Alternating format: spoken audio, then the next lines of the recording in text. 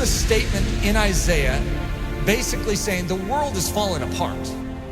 Staring back at Israel, saying judgment is turned away backward and justice stands afar off. For truth is fallen in the street and equity cannot enter. What's a God to do? And he saw that there was no man, and he wondered that there was no intercessor. An intercessor basically means one who fills the gap. If you have a walled city and there is a hole in the walled city, just this little part that is like broken down, it's like a pile of rubble, and actually you can sneak through it. You know that there's a vulnerability in a time of war? If you have an enemy, what's an enemy looking for? The gate, to try and scale the gate? They're looking for breaches or holes in the wall. They're not stupid. They're not going to waste their time going through the front door when they can go through a side little broken down breach. So the enemy, by his very nature, is constantly watching the integrity of the wall. He's looking for holes. We have massive holes in our life that give the enemy access to do with our life what he sees fit to do. We can say, that's horrible, I'm a Christian.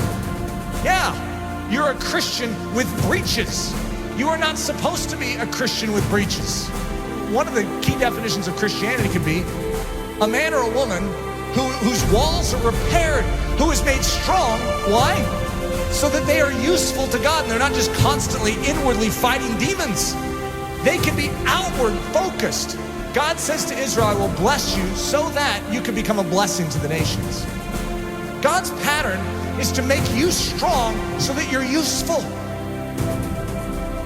There is a hedge that is supposed to be built up around your life, and it very likely isn't. You need a strong man. You need someone who can step in and fight off that enemy to make you strong so that you can start focusing outward instead of on your own issues.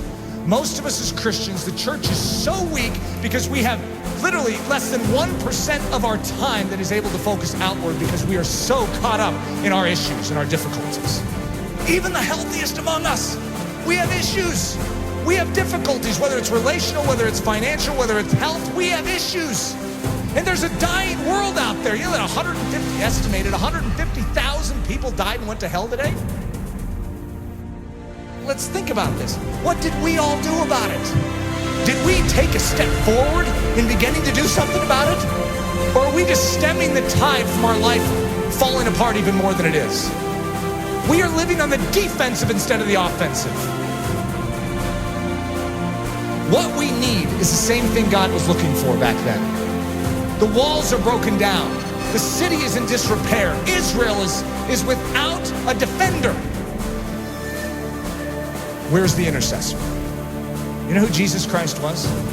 In a nutshell, he's the intercessor.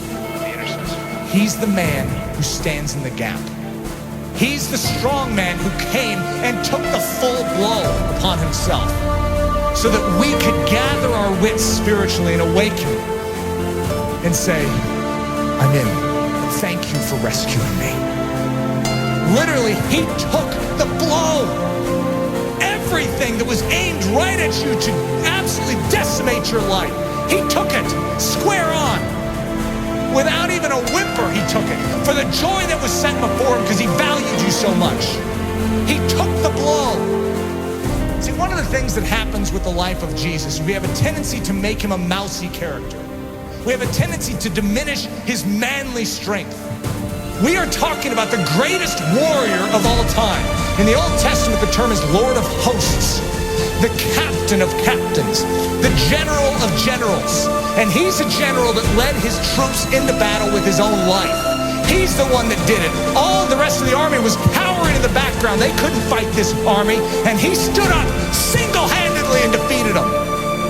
That is our intercessor. That is our king. And the same way that he stood for you then, I want you to know, he still stands for you now. When you behold the cross, and you behold the resurrected Christ, and when you behold the ascended Christ who sits at the right hand of the Father, you no longer will just remain where you are. you will say, God, do it all within me. For your glory, make me strong. Make me strong to give. God is looking for an intercessor, someone who will make up this breach.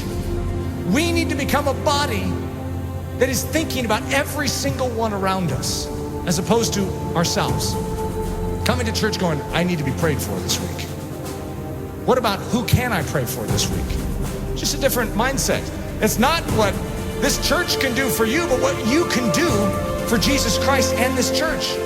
Think of that attitude shift, saying, God, you made this life and you have called me for more than just to save me. You have rescued me so that I could become a rescuer. Who needs rescued? Who needs help? Who needs me to stand in the gap and take the hit? That's the attitude. It's not your skin and how you can save it. It's how you can spend it for His glory. His glory. For His glory.